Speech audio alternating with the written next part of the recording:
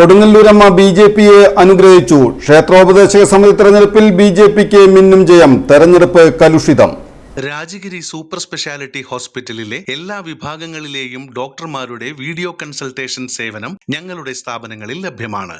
Labs MHL. ഇക്കൊല്ലത്തെ ഓണവും power പ്ലസിനോടൊപ്പം ആഘോഷിക്കാം. എല്ലാ ഇലക്ട്രോണിക് ഉപകരണങ്ങളും വമ്പിച്ച വിലക്കുറവിൽ. Power plus, Kavilkadavu, Kodungallur. കൊടുങ്ങല്ലൂർ ക്ഷേത്രോപദേശക സമിതിയിലേക്കുള്ള തെരഞ്ഞെടുപ്പിന് തിരുവഞ്ചിക്കുളം ശിവപാർവതി മണ്ഡപമാണ് വേദിയായത്.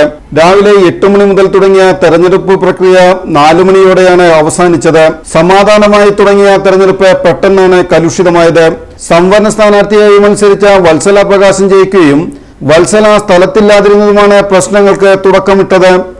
നറുക്കെടുപ്പിന് മുൻപ് തന്നെ ചായ കുടിക്കേണ്ടവർ പോയി ചായ കുടിച്ചുകൊള്ളാൻ ദേവസ്വം അധികൃതർ പറഞ്ഞതനുസരിച്ച് ചായ കുടിക്കാൻ പോയതായിരുന്നു വത്സല.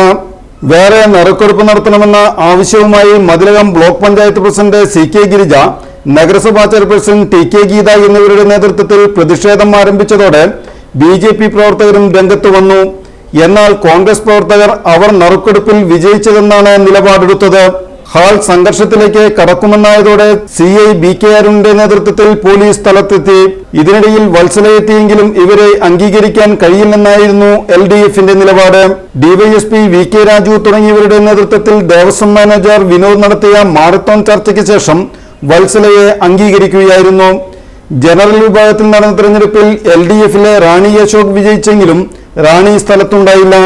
വീണ്ടും പ്രശ്നമാകുമെന്ന് കരുതിയെങ്കിലും തെരഞ്ഞെടുപ്പിന്റെ നടപടിക്രമങ്ങൾ കഴിയുന്നതിനിടയിൽ എത്തിയാൽ മതിയെന്ന BJPയുടെ സമീപനം ശ്രദ്ധേയമായി. LDF 7 BJP 12 സീറ്റുകളാണ് നേടിയത്.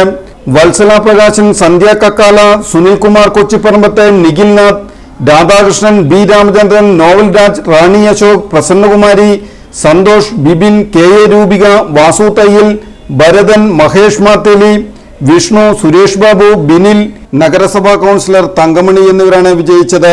കഴിഞ്ഞ കമ്മിറ്റിയിലുണ്ടായിരുന്ന ആരും ഇത്തവണ വിജയിച്ചില്ലെന്നതും ശ്രദ്ധേയമാണ്.